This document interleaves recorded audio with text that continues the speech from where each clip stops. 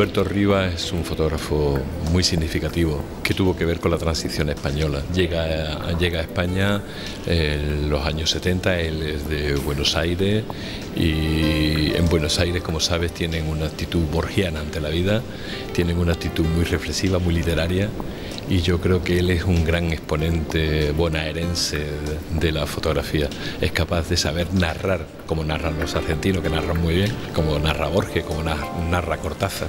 En realidad en su obra se ve mucho de ese Aleps de Borges, o se ve mucho de Rayuela de Cortázar, se ve la maga, se ve todo el genio de la literatura contemporánea argentina, se ve en su obra. Yo creo que tiene esa actitud narrativa, poética, como pocos, como los argentinos generalmente, como la nueva literatura sudamericana tiene, ¿no?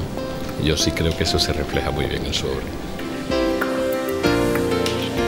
Nosotros siempre desde el CAB nos había impresionado, pero nunca habíamos tenido una obra de él. Lo que nos gustó siempre fue su retrato descarnado, limpio, sencillo, en donde mirábamos a los ojos del personaje y no tenía ningún tipo de artilugio. Una fotografía de una calidad impresionante, con un lenguaje analógico, claro y preciso, y donde realmente veíamos la huella del ser humano. Eso siempre nos interesó de Humberto Rivas, que sus retratos tenían una fuerza que imantaba al personaje que la veía, porque no tenía ningún tipo de artilugio. Esta exposición de huellas nos pareció mucho más interesante todavía, porque era esa tristeza que produce en el paisaje la huella que deja el ser humano una vez que lo utiliza, que lo mal utiliza, y produce una cierta actitud poética sobre el paisaje, a la vez que nos está contando la miseria que dejamos, los restos que dejamos, nuestra actividad, nuestra huella. Nos está contando de una manera onírica, una especie de sueño, una especie de actitud poética de la existencia de nuestros restos, de nuestra huella. Entonces es aparentemente contradictorio, en donde yo creo que eso lo resuelve muy bien utilizando luego al ser humano, porque vemos la huella en el mismo rostro del ser humano. Y yo realmente creo que eso es de una belleza espectacular. Esto es una obra fotográfica de nivel analógico, no es digital. Entonces está hecho con papeles especiales, varitados. Fíjate muy bien en la calidad que tienen de los grises, de los contrastes. Es capaz de sacar la huella humana como no podría hacerlo quizás los digitales, de la misma categoría y la misma calidad.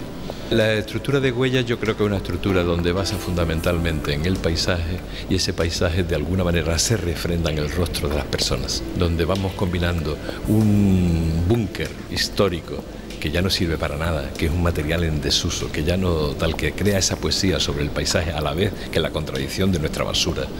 Luego eso lo vemos refrendado de alguna manera cuando vemos los rostros de las personas que existen en el mismo tiempo, que están algunos de ellos de espalda, algunos de ellos tapándose los ojos, algunos cerrando los ojos, algunos ocupando un espacio que yo creo que es muy singular. La estructura la forma la palabra huellas. La misma huella la tienes en el ser humano como la tienes en el paisaje. Un recuerdo muy claro de la actitud que se tuvo. Hombre, están las fotos de Belchite, está la foto de Cabo de Gata, está la foto de los búnkers de la guerra. Son todas fotos que de alguna manera nos llevan a un pasado presente. El blanco y negro siempre, el color, pues estamos acostumbrados a ver la vida en color.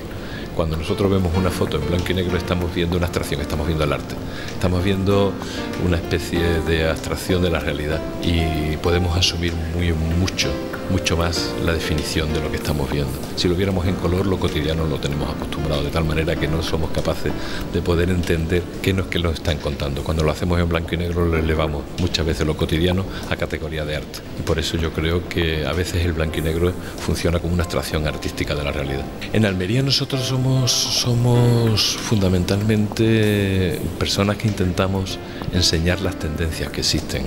No pretendemos condicionar la mirada, lo único que pretendemos es demostrar lo que hay. Nuestra selección, a veces puede haber obra que no nos interese, especialmente si creemos que se debería de interesar en un concepto que es el de empezar a ver las tendencias que existen en el mundo de la fotografía. Esa es nuestra labor como ente público, esa es nuestra labor como divulgadores de cultura, que es lo que pretendemos hacer.